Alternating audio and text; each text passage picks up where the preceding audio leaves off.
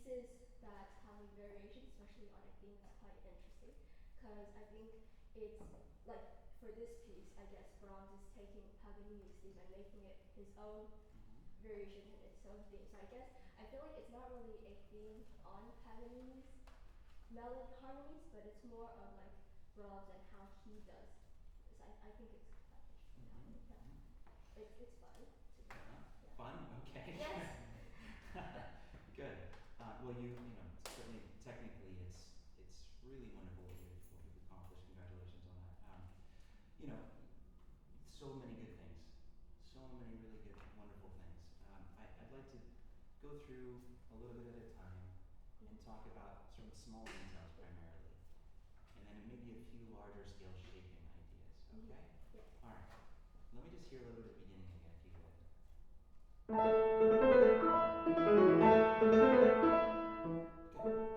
So, have you had a chance to listen to the violin caprice? Yes. Yeah. How's this sound? In this, how would you describe the character? It's a bit capricious, like. Well, sure. Yeah. Yeah. It feels like a prankster kind of. Like. Okay, so that's interesting. So, when you think about Brahms and his sort of transmutation of this material, because you mentioned to me that it doesn't seem to you like he's just making a simple transcription of a theme. There's something else going on here, something at a deeper level probably. So let's talk about Brahms for a moment, and let's talk about this idea of Paganini, and Paganini, the idea of Paganini. Yeah. So when you think of Paganini yourself, I don't mean in a, well, I learned that he was born in this state and all that, but just the idea. What is the idea of Paganini? What does that make you think of? I'm not too sure, honestly. All I think about is Caprice 24. Okay. Yeah, so I'd love for you to do a little bit of exploration and think a little bit about maybe what Paganini became in terms of a symbol for people like Brahms and for composers. Paganini had this reputation, this legend, this myth around him. So yeah, there was the person, but then there's something else that happens over time. Let me ask you about another composer, just somebody else that's maybe more familiar. What about Liszt? What do you think of with Liszt when you think about Liszt, the person, the character? Anything in particular come to mind? Well, he was very, can't say arrogant, but he was quite proud, but he knew where he stood.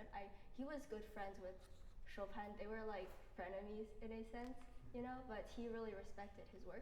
I guess when you listen to Liszt, you think about technique a lot, like very virtuosic, but I feel like when you listen on a deeper level, there's a lot more than just technique. Like, he's not just like fingers are really good. I agree with you. He's very good pianist. Yeah. Okay, this is all very good. I could ask you leading questions all day, and I don't want to waste time. I think you've got really, really good ideas. But basically, what I'm getting at a little bit, or wanting you to think about, is this idea of Paganini as not just a person, but as an idea in other composers' minds. And there's something, you mentioned this idea of the capriciousness and sort of, you said prankster, I think was the word you used. That's fine, but I think you can go a little darker. Yeah. I think there's something, there's this sort of demonic, kind of very intense, sort of otherworldly character that he embodied in the minds of other composers. And it's something that also it becomes a symbol of that spirit of romanticism. He's sort of the arch romantic in that way. Yeah. And so I think what you're getting at, I like your idea that you're wanting to capture more than just the theme, right? It's more than that. You're trying to capture something deeper. And I think Brahms was sort of representing this idea of integrity, but also this demonic character that's something very dark, and there's a virtuosity of the spirit here. It's not just about, I mean, yeah, it's you mentioned Liszt, that we were talking about Liszt with the technique, yeah, but it was the transcendental etudes. He's transcending the technique and getting to the music, right? Yeah. And you've done that. I mean, you're already there physically, which is great. So now we get to talk about more of the music. This opening, can you think a little bit more, or let yourself delve into a bit of a darker place. And this is another thing I would mention. You said you're 10th grade? Yes. Okay. You're going to use some imagination, right? I hope you haven't had a lot of life experiences that have taken you to dark places like that. But you can sort of imagine a little bit. It can be something a little bit different. And I find it a little bit too genteel, what you're doing. It's beautiful. It's lovely. Yeah. But can it be a little bit more inwardly aggressive? It doesn't have to be bombastic. I don't want that. But I want to hear an edge there. A little growl.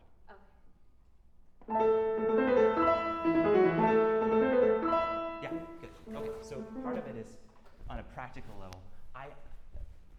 I'm not sure what your teacher might ask you to do, and I defer to your teacher here, but a suggestion could be to allow it to be a little bit more dry, especially in a room like this that has so much natural reverberation, because what happens is it becomes very kind of pretty. And I usually like really beautiful sound, but this kind of, if I put the pedal down, it doesn't matter how aggressive I get, but just a little bit more bite in the sound. Can you try? A little darker. Good. And then can you play just the left hand for me? Good. Don't stop the line with the first note. Listen to the line before you start. Yeah. And then there's a little bit of yam. A new beginning.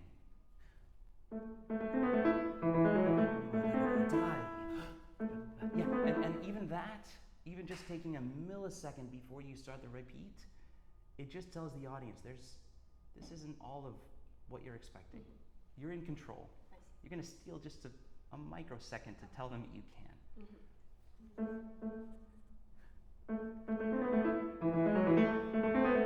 Good. Be really careful about stopping the line with, do you know what I mean by that? Okay. You tend to do that later too. We can talk a little bit about that. That's one of the few sort of general things I might mention, is just always be listening through those notes. Sometimes I feel like you play the note and then you're already to the next thing, but listen through it and continue that. Hold on. Were you happy with that first note? No. Yeah, come on. Listen before you start.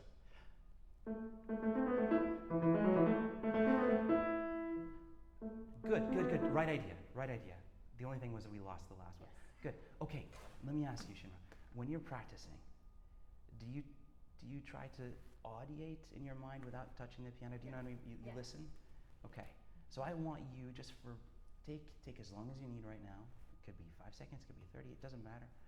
Just take a moment. I want you to listen to that first line, just in the left hand, in your mind, as beautifully as you could possibly imagine it, like the most perfect version, with this idea that we're talking about, something a little bit dark, something a little bit growly. Just take a moment.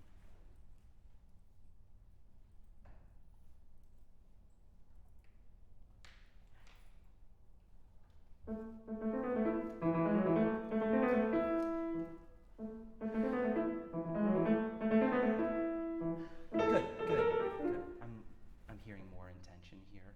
Good. What does it add when you make this arpeggiated figure in the right hand? What does that do to the character? It gives it like it's like if you stick a knife and you Good. Yeah, it's a bite, isn't it? Yeah. It's a little growl. It's not in a low register, so it's got a little bit more of that kind of biting quality to it. It's not a growly thing, but it's sort of, right?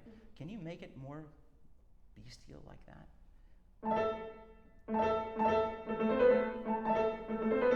Good. Now, can you do the same thing but not stop the line with the right hand? It's part of that.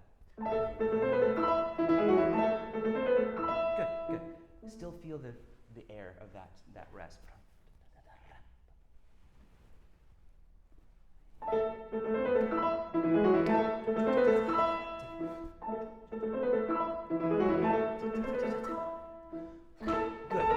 Good. I especially liked this timing between this and this. Really, really good. Okay? I want you to, one more time, this time I want you to exaggerate the amount of time between the first and second repeat. Or the first time through and the repeat. Okay? I'll tell you if it's too much. Yeah. Just do too much on purpose. I just want you to feel that. Okay? Go ahead.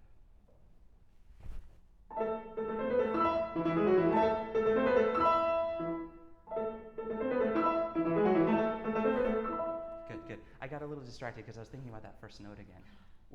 Tell me before you started what happened. What did you do before you started? In your mind? What was going on?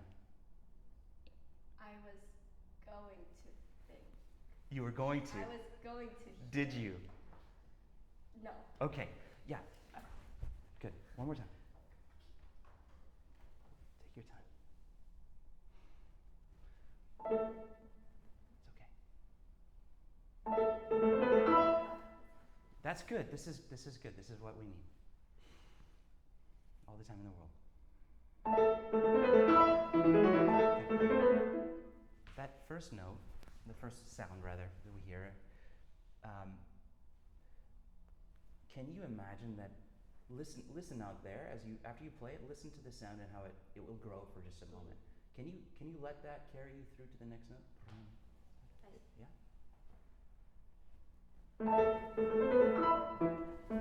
That was much better. That was it. Yeah. Yeah, you can do it again.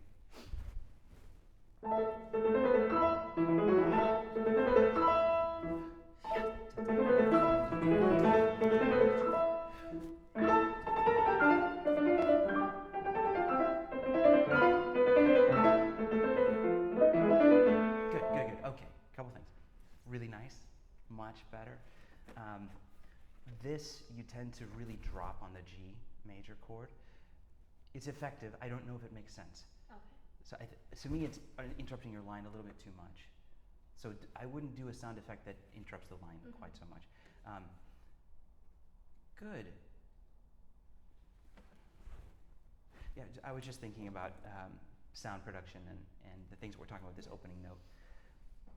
Do you like doing this sort of detail work? Yeah. Yeah? Good. This will stand you in good stead. This is the type of work that really, really sets you apart, because there are a lot of people who can typewrite really fast. Yeah. Nobody cares. Really, nobody cares. I was thinking about this opening that we spent a long time talking about it, and I was remembering a lesson that I had with one of my teachers. Alicia de la Rocha was giving me a lesson on the Maiden and the Nightingale from Granados' Goyescas. And we spent the entire lesson, so an hour and a half, on the first measure. And she wasn't happy with the turn in the right hand. I don't know if you know this piece, but if you listen to it, there's this beautiful turn, and it just wasn't right. And what it made me realize is, okay, I'm either being tortured, I don't think so, or I'm not hearing it at the level that she is. And I thought, okay, this is Alicia La Rocha. I'm going to assume that that's the case. And it was. It totally was, right? And so that was an important lesson for me, not just that measure, but thinking about, okay, there's so much more that I don't grasp that's possible. And listening to great artists like that, I think we come to a greater appreciation. I'm not lecturing you, by the way, because I feel like you're already on that path, so congratulations. But spend more time, even more time than this. Is all of this making sense? Okay, so the challenge here is to create that biting, sort of sinister, demonic character, but without stopping the line. It still has to go through, yeah? And it's never easy. Yes. So technically, a lot of what you're doing it looks easy, which is good. It probably isn't. No. And I know you've spent an enormous amount of time practicing. That's wonderful. So when I say easy, I don't mean that it should feel hard. That's not what I mean. But what I mean is sometimes it feels a little bit too like it's gliding down a hill. Yeah, and I want micro shaping of everything. I want you listening to every single moment, like we're talking about here. Even when you get into, later we can talk about this stuff here. I wrote a note for you, shaping. And maybe part of what this practice is going to be, we're talking about these 30-second notes that are so fast and they're all curves, they're all little arabesques. And maybe part of your practicing can be just exaggerating that at a slow tempo. Getting way ahead of myself, okay? Yeah. Let's come back here. Can you start from here and do this again? Remember where you came from. Let that propel you through. I love the shaping, but don't drop the line completely, okay?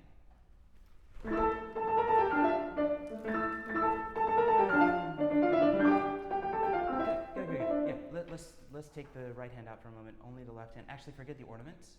Just do the actual melody. Okay, that's it. Do you hear it? Yeah. Yeah. Does it make sense? Yes. I mean, it doesn't make sense though, right? No. Yeah, yeah. So we get it. Okay, try it again.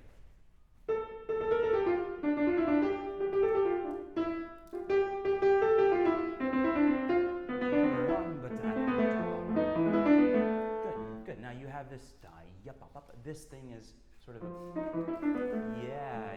Good. So one more time, left hand alone, same thing. Listen so that you don't stop the line with the eighth notes. Sorry. Listen before you start.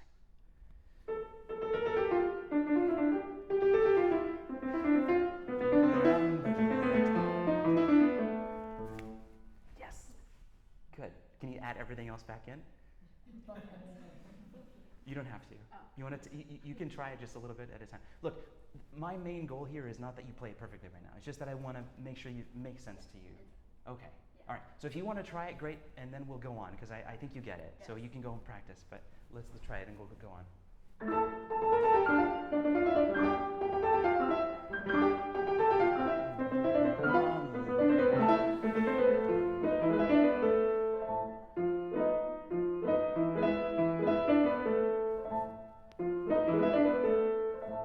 Good. Now that last release, can that have a lot of energy? So your precision and the attack is always really beautiful. Sometimes the release can be more precise. Good.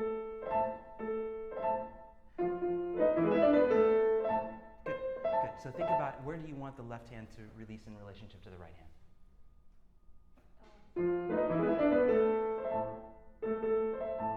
Think about it. I guess What's the best place for it? with this. Okay, do that. Let me hear it. Better. Okay, but don't. You look very not sure about it. So look, mostly I want you to think about it and decide. Okay. I actually agree that probably that's the best place. But the fact is that we hadn't thought about this yet, right? Yeah. So take responsibility for every moment. It's kind of overwhelming when you think about it that. But you know what's cool?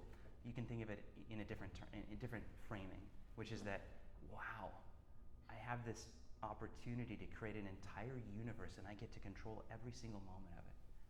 I see. Or try at least, right? And have this vision for how can it be its most perfect? How can it be its most beautiful? Yeah? Okay, so that moment is just a representation of the whole idea, the whole piece, right? Yes. Okay, so think about how that release is going to be, and then when you release it, I want you to just think about, like, if I do this for you, and I play that note, and then I kind of do that release. Like, it's nebulous, there's a cloud. It's kind of pretty, and it has its place. If I do this, actually the piano has a slow release, doesn't it? Let me try a different note. There. Do you hear it? Yeah. If I give you that, you have a pulse immediately. I want to hear the pulse. Yes. Good. Okay? Yeah. All right, let's keep going.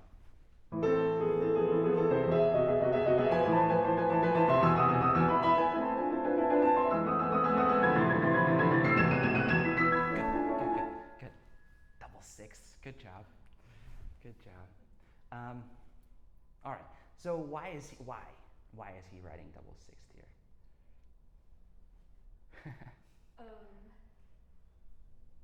Because it's hard, and when he wrote this piece for for his students as like technical stuff, like, and I guess this variation would be right hand double six, and then left hand fourths or thirds or something like that. But it's also trying to not make that sound technical. It makes sense. Yeah. Okay, look, yeah, good. I like the last part especially. So, yeah, I mean, it has this subtitle of a study, right? So yeah, there are technical bits in it, but I think the last bit that you said is really important, which is that it's really not about showing off, right? It's not about that. And I kind of wanted to see if you would say anything about the texture and the sound effect for the audience, and the character, and what it means musically to you. That's actually what I'm interested in. You're right. I mean, you're right. It's supposed to be. It is difficult. Brahms, I think, maybe had it in mind to show that with his sort of school, it could still be really virtuosic. There's more voices. Yes, actually, I wrote a lot about voicing in your score. You'll see. I want you to listen to this voice. I want you to hear. So yeah, we'll get there. But yeah, good. So look, you're doing really well technically. I just want you to think about character more. And what does this do? Why? How is this different? So one thing you can actually do is literally play it without the double sixths, right?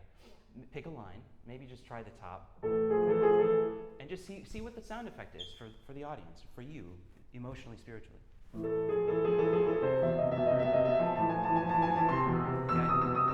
good. So first step we can do now, actually, we can make it even more simple. Let's take only the left hand, bass note, and I want you to play the first phrase as beautifully as you can, which means, hold on, hear it before you start. Yeah, with the right hand? Just the bass note of the left hand only.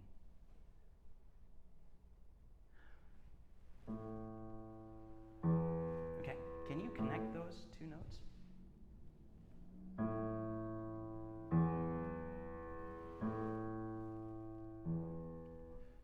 And then what happens? Yeah, don't forget this guy.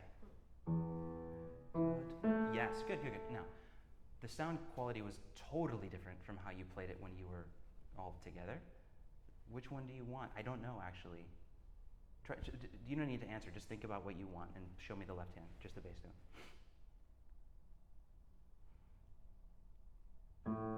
Can that be warmer?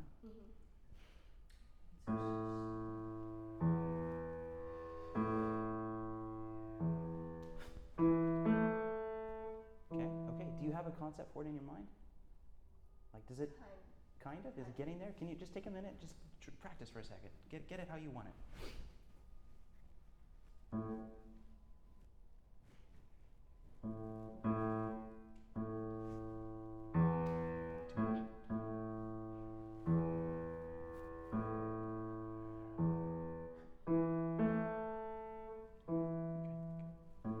It's richer.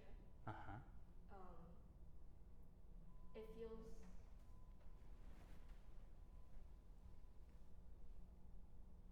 I'm not sure. It's okay. This is good. Like, maybe it feels kind of in contrast to this. Like, you have this long notes, and then you have the fast ones, and you have to sort of make that interesting. Character. Yeah.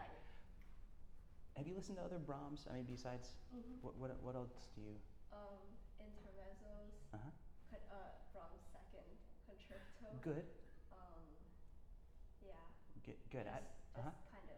So you mentioned the concertos. Good. Yeah. What about other besides piano? No. Okay, do some listening, right? He was such an orchestral composer. I mean, this absolutely is symphonic writing. Or later on maybe string quartet, right? I mean, it's really fascinating. And we're going to hear some Mozart later, so we'll get to talk about some other ideas with vocal quality and all that. But here, I really want you thinking texture, contrasting qualities of sound.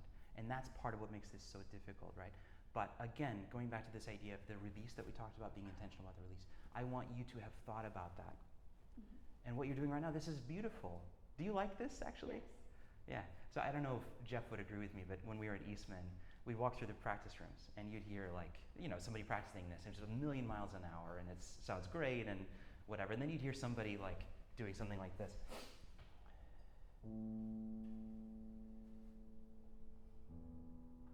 No. And it's usually like those are the DMA students, right? Those are the doctoral students that have like. The other stuff is it's a given. And I think for you it's already kind of there. So enjoy this. Okay. Yeah. Good. Okay. Look, we can take this in layers. So let me hear the top of the left hand. Without the bass. Just the top of the left hand. Okay. Do you know what I'm going to tell you before you? Hear it. Yes. Before. Yeah.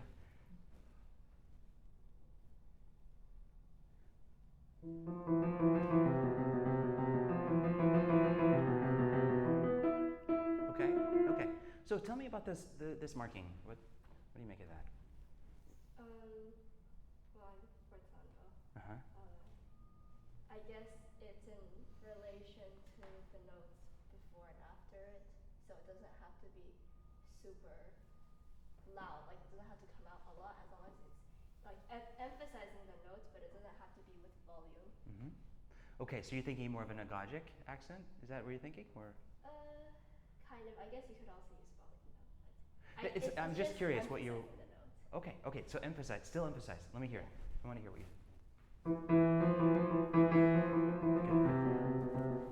Good. Hear it before you start.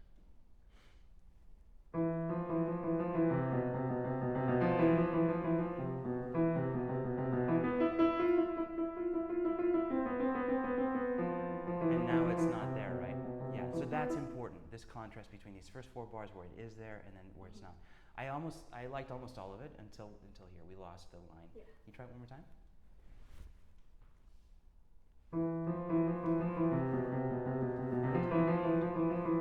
Good. There's something happening here with this F.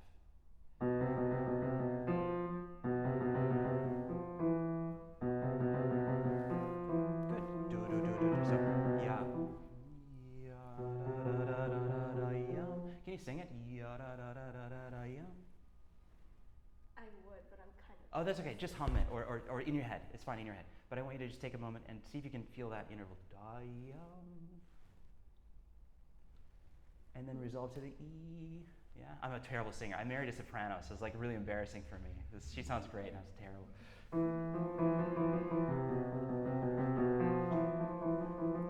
Good. Okay. So do you feel that connection? Yes. Good. All right. Let's try the whole left hand together. Actually, let's have fun. Play the left hand bass note with your left hand, and the top of it with your right.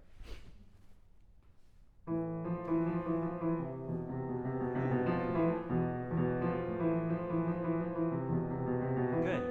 Okay. Have you studied any music theory? Have you done any theory yet? Yeah. Did you do any part writing? Do you remember that? But I wasn't very. That's okay. Do you remember any of the rules they tell you? No. That's okay. It's like no parallel octaves, no parallel fifths. Yeah. What have you got going on here? If you just take the first. Well, you have parallel. Yeah. Can you play just those opening? Yeah. Okay. Now, can you voice it beautifully? Which one do you want more? Yeah. Okay. Fine. Hear it. Oh. Let it ring. That's it. It's got some weight to it. Do you feel that? And then you listen to the. It's amazing. Listen. Yeah. Come back. Play. And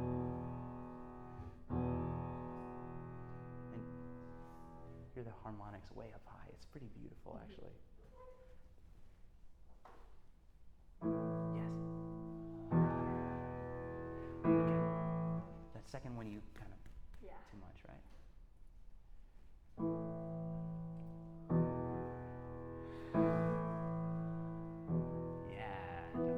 Good. That's lovely. Can you add in all of the other notes in the left hand? The line. Hear the connection. I lost the connection there. Yeah. Good. I never want you to stop feeling that. That's important. Sorry, I'm tapping the microphone. Sorry, guys. Right. All right. Let's move to the right hand. Can you do just the alto?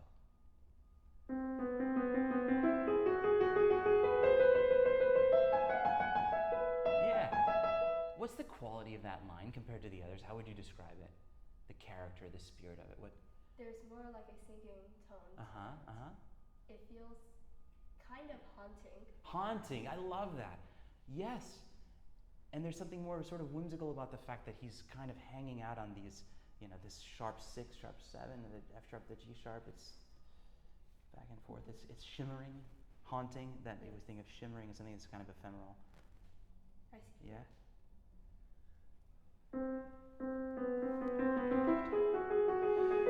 Feel it rising. Good. And can you go ya da da da da da bottom? Yes, 2 note slurs, right? At least the last one. Not so much. Sorry, not so much.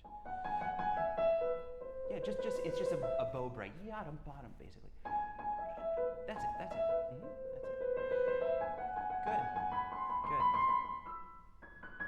And now we're talking about this new register, right? We haven't been there before. What's the quality like up there?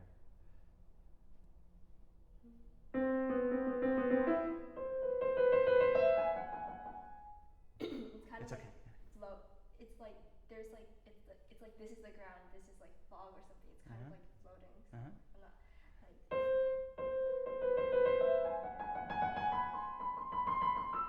It's kind of wispy.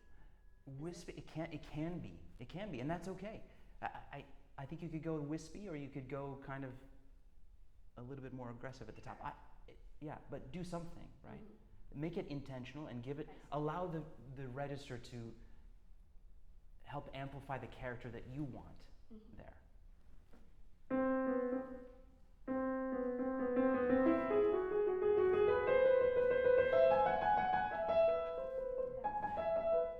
Listen, line.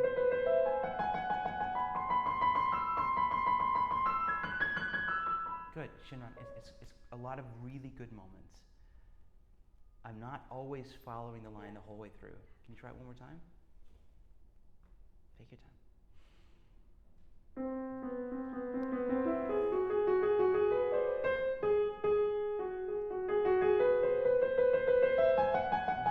Good. Not too pretty. That's it. This is really nice. The beginning was a little too pretty, kind of Debussy sort of. Actually, I don't like saying that because Debussy isn't always like that. Yeah. Good. Okay, look, we're talking about character, we're talking about sound quality, we're talking about the line, the connection, the integrity of the line. So if we say integrity of the line, that's what I mean is keep it. Always there's this constant thread, we can't break it. Singers, right, they have to breathe. They can't, they know that if they take that breath in the middle of that line, right, they lose that concentration. When they're producing sound, we can sort of get away with this, right? And I can talk to you and not really think about that. If you're most other instruments, you have to produce the sound while you're doing it. So when you're playing that 16th note, even though it's about to move, listen through it. Yeah, good. All right, let's try just the soprano. Before you start, think. Listen.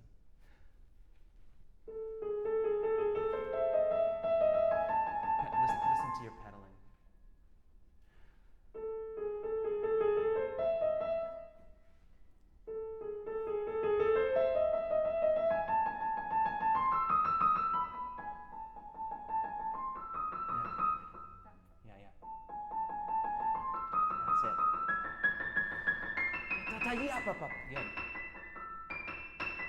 Good. And when he gives you these indications, these accents, I think that's really, he's going for that shape. Good. You heard it. I didn't even have to tell you. I just kind of gave you a look and you knew. Good job. Okay, so that's great. Now the trick is like doing all of that at the same time, right? Okay. Tell you what, do you mind giving it a shot? Okay. I know it's probably premature, right? Because probably what you would do at home is practice that until you're comfortable with each layer, put them together one layer at a time. Do you mind just giving it through and then we'll come back later?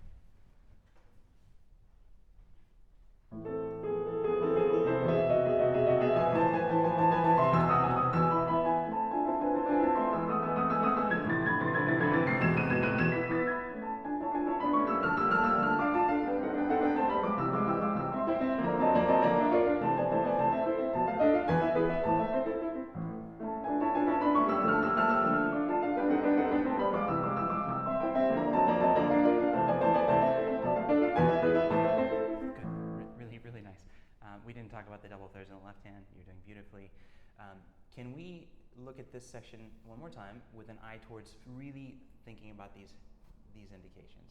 What do you make of those?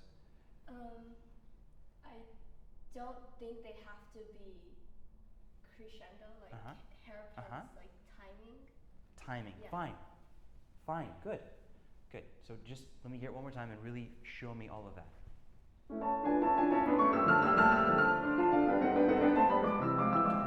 Yes. Good. I agree. On a performance practice level, I agree with you. Don't lose the momentum every time, because if you do too much, or if you actually yada da da, we lose it. Yeah. So just listen through.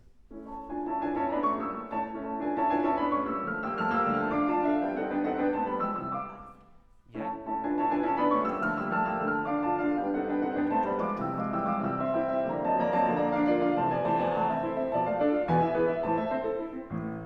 Good. Very nice. Just at least breathe for a second. Yeah.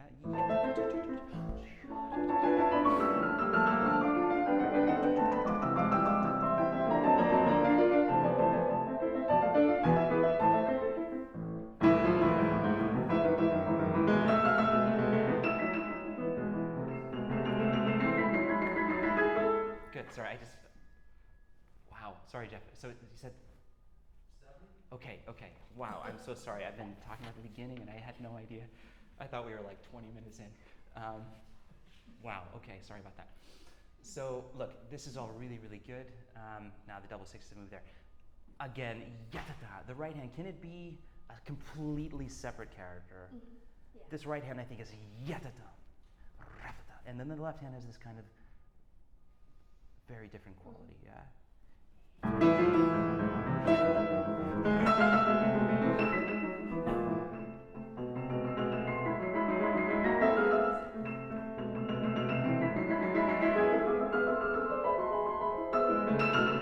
Okay, good. I wish we had like 3 hours. We're losing yamba. Yeah. Just listen through. So I'm just going to pause for a second. So I don't know how many pianists we have in the room who already know this piece, but just for anybody who's not a pianist or doesn't know this piece, she's currently playing octaves with the filled in third in the right hand and double sixth in the left hand and making it sound beautiful. Well done. Yeah. Look, let's jump over here for a moment. Mm-hmm. This I wrote for you a note, long line. This is a place where I'm sensing really lovely shaping on a very tiny level for each measure. But I need to feel the long line. So maybe can you start somewhere that makes sense to you and just go through that page? I think this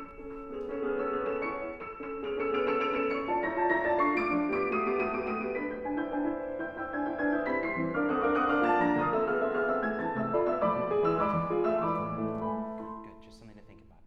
All right, so since we have like 3 minutes, let me just see what to say. This is all really, really lovely. Okay, I wrote for you here, variation 4, integrity of lines. This is a place where you can actually try to take things apart and look at only, for example, if we look at this moment, I would take this left hand, at the bottom of the right hand, for example, and then the bottom of the left hand and just do a duet for a bit without any of this other millions of notes happening and see what the shape is that you really need it to be in your mind, yeah? Can we just try a moment of that? Just take only those layers. You see what I mean? Mm-hmm. This, and then the very, very bottom. Yeah, but only the bass note. Feel that. Shape it. Yes. Good.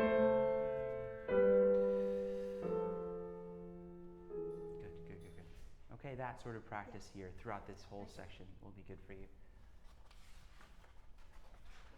Okay. Okay, this is another place. Remember I mentioned not stopping the line? You tend to do it the last eighth note of each of these groups. Does that make sense to you? So you got it immediately when we talked about it before. So just be aware of it, okay? And that's really related to just listening through the lines. Okay, this one, I love this one. I mean, it's just great, isn't it? But shape it. Da-da-ya-pa-pum.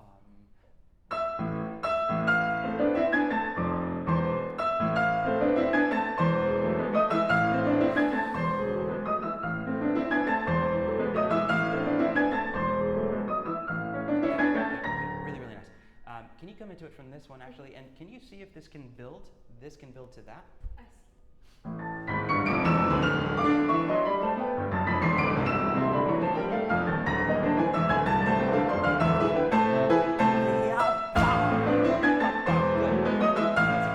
That's really exciting. And you can do it. All right, go here. Don't pull. You pulled back. Oh. I wouldn't do it. Keep going. You can do it. Just do it. Shape all of this, Mm-hmm. okay? We're just going to breeze through this. No, don't bump that. Yeah. Okay? Good. Okay, this, I'd love to spend a long time on this with you. All the notes are there, but I want to hear every single voice. And actually, these feel like they're just some kind of like texture, but it's not. Each of them is a voice. So orchestrally, think orchestrally, string quartet or something, okay? Yeah. Save a special time for the repeat. You've got a beautiful soft sound, by the way. It's wonderful, but don't do it too often, because then it's like if I whisper to you the whole time, it'd be a little weird. Yeah. Right. Okay. Good. All right. Left hand voicing here, shaping all of those moments. Okay. Yeah. Give yourself room to grow. Pull back. I'm wrapping up. I promise. This thing. Okay. The last part here. The last thing I want to talk about is, I want you to be sensitive to harmony. So do you know the word perfect authentic cadence? Does that when you did theory? Does it make sense to you? So perfect meaning is not only a resolution from 5 to 1, but it's a resolution from 5 to 1 where the melody is on the tonic. Yeah. Okay? Where does that finally happen?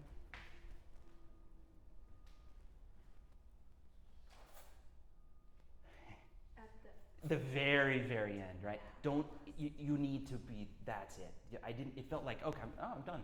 I see. But that's the end, actually. Like he's held us off from that resolution the entire time. It's incredible writing. Can you just start back a bit, and we'll just finish it off, okay?